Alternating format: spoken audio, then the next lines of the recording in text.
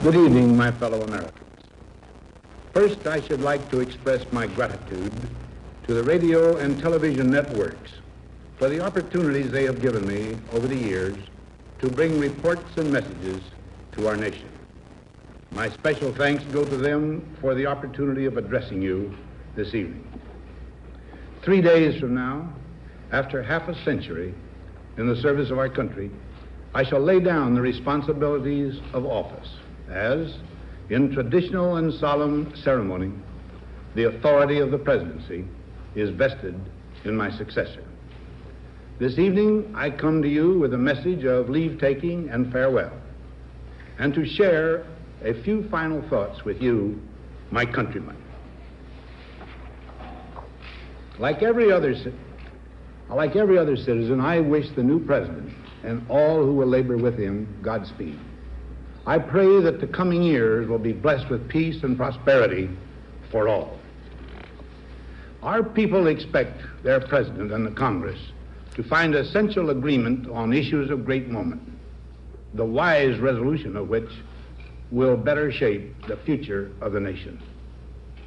My own relations with the Congress, which began on a remote and tenuous basis when, long ago, a member of the Senate appointed me to West Point, have since ranged to the intimate during the war and immediate post-war period, and finally to the mutually interdependent during these past 8 years. In this final relationship, the Congress and the administration have, on most vital issues, cooperated well to serve the nation good rather than mere partisanship, and so have assured that the business of the nation should go forward. So my official relationship with the Congress ends in a feeling, on my part, of gratitude that we have been able to do so much together. We now stand 10 years past the midpoint of a century that has witnessed 4 major wars among great nations. 3 of these involved our own country. Despite these holocausts, America is today the strongest, the most influential, and most productive nation in the world. Understandably proud of this preeminence, we yet realize that America's leadership and prestige depend not merely upon our unmatched material progress, riches, and military strength, but on how we use our power in the interest of world peace and human betterment. Throughout America's adventure in free government, our basic purposes have been to keep the peace, to foster progress in human achievement, and to enhance liberty, dignity, and integrity among peoples and among nations. To strive for less would be unworthy of a free and religious people. Any failure traceable to arrogance or our lack of comprehension or readiness to sacrifice would inflict upon us grievous hurt, both at home and abroad. Progress toward these noble goals is persistently threatened by the conflict now engulfing the world. It commands our whole attention, absorbs our very beings. We face a hostile ideology, global in scope, atheistic in character, ruthless in purpose, and insidious in method. Unhappily, the danger it poses promises to be of indefinite duration. To meet it successfully, there is call for not so much the emotional and transitory sacrifices of crisis, but rather those which enable us to carry forward steadily, surely, and without complaint, the burdens of a prolonged and complex struggle with liberty, the stake. Only thus shall we remain, despite every provocation, on our charted course toward permanent peace and human betterment. Crises there will continue to be. In meeting them, whether foreign or domestic, great or small, there is a recurring temptation to feel that some spectacular and costly action could become the miraculous solution to all current difficulties. A huge increase in newer elements of our defenses, development of unrealistic programs to cure every ill in agriculture, a dramatic expansion in basic and applied research. These and many other possibilities, each possibly promising in itself, may be suggested as the only way to the road we wish to travel. But each proposal must be weighed in the light of a broader consideration, the need to maintain balance in and among national programs.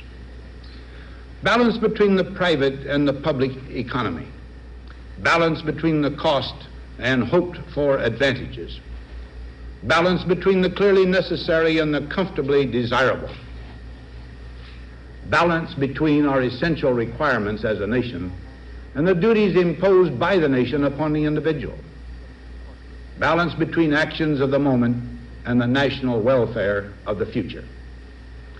Good judgment seeks balance in progress. Lack of it eventually finds imbalance and frustration. The record of many decades stands as proof that our people and their government have, in the main, understood these truths and have responded to them well in the face of threat and stress. But threats, new in kind or degree, constantly arise. Of these I mention two only. A vital element in keeping the peace is our military establishment. Our arms must be mighty, ready for instant action, so that no potential aggressor may be tempted to risk his own destruction. Our military organization today bears little relation to that known of any of my predecessors in peacetime, or indeed by the fighting men of World War II or Korea. Until the latest of our world conflicts, the United States had no armaments industry. American makers of plowshares could, with time and as required, make swords as well.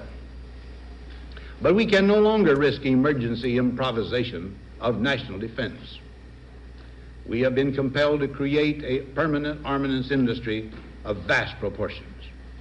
Added to this, 3.5 million men and women are directly engaged in the defense establishment. We annually spend on military security alone more than the net income of all United States corporations. Now, this conjunction of an immense military establishment and a large arms industry is new in the American experience. The total influence, economic, political, even spiritual, is felt in every city, every state house, every office of the federal government. We recognize the imperative need for this development, yet we must not fail to comprehend its grave implications. Our toil, resources, and livelihood are all involved. So is the very structure of our society. In the councils of government, we must guard against the acquisition of unwarranted influence, whether sought or unsought, by the military-industrial complex.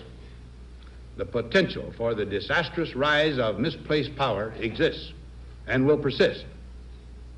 We must never let the weight of this combination endanger our liberties or democratic processes.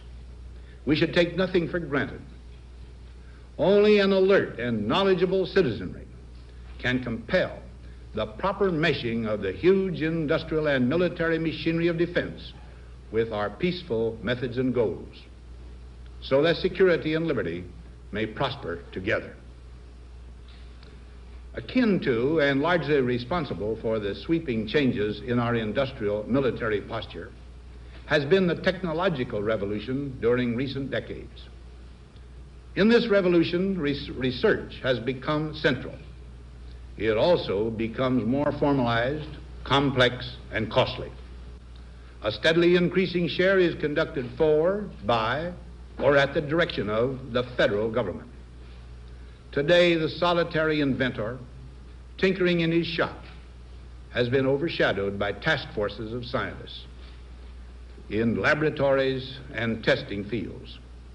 In the same fashion, the free university, historically the fountainhead of free ideas and scientific discovery, has experienced a revolution in the conduct of research.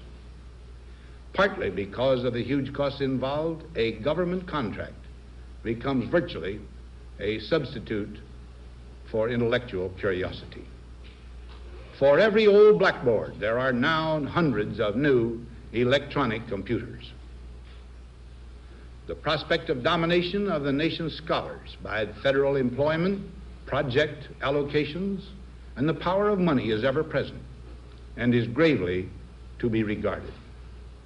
Yet in holding scientific research and discovery in respect, as we should, we must also be alert to the equal and opposite danger that public policy could itself become the captive of a scientific, technological elite. It is the task of statesmanship to mold, to balance, and to integrate these and other forces, new and old, within the principles of our democratic system, ever aiming toward the supreme goals of our free society. Another factor in maintaining balance involves the element of time. As we peer into society's future, we, you and I, and our government must avoid the impulse to live only for today, plundering for our own ease and convenience the precious resources of tomorrow. We cannot mortgage the material assets of our grandchildren without risking the loss also of their political and spiritual heritage. We want democracy to survive for all generations to come, not to become the insolvent phantom of tomorrow. During the long lane of the history yet to be written, America knows that this world of ours, ever growing smaller, must avoid becoming a community of dreadful fear and hate, and be instead a proud confederation of mutual trust and respect. Such a confederation must be one of equals. The weakest must come to the conference table with the same confidence as do we, protected as we are by our moral, economic, and military strength. That table, though scarred by many past frustrations, cannot be abandoned for the certainty agony of disarmament, of the battlefield. Disarmament with mutual honor and confidence is a continuing imperative. Together we must learn how to compose differences, not with arms, but with intellect and decent purpose. Because this need is so sharp and apparent, I confess that I lay down my official responsibilities in this field with a definite sense of disappointment. As one who has witnessed the horror and the lingering sadness of war, as one who knows that another war could utterly destroy this civilization, which has been so slowly and painfully built over thousands of years, I wish I could say tonight that a lasting peace is in sight. Happily, I can say that war has been avoided. Steady progress toward our ultimate goal has been made, but so much remains to be done. As a private citizen, I shall never cease to do what little I can to help the world advance along that road. So in this, my last good night to you as your president, I thank you for the many opportunities you have given me for public service in war and in peace. I trust in that service, you find some things worthy. As for the rest of it, I know you will find ways to improve performance in the future. You and I, my fellow citizens, need to be strong in our faith that all nations under God will reach the goal of peace with justice. May we be ever unswerving in devotion to principle, confident but humble with power, diligent in pursuit of the nation's great goals. To all the peoples of the world, I once more give expression to America's prayerful and continuing aspiration. We pray that peoples of all faiths, all races, all nations may have their great human needs satisfied, that those now denied opportunity shall come to enjoy it to the full, that all who yearn for freedom may experience its spiritual blessings. those who have freedom will understand also its heavy responsibility. That all who are insensitive to the needs of others will learn charity, and that the sources, scourges of poverty, disease, and ignorance will be made disappear from the earth. And that in the goodness of time, all peoples will come to live together in a peace guaranteed by the binding force of mutual respect and love. Now, on Friday noon, I am to become a private citizen. I am proud to do so. I look forward to it. Thank you, and good night.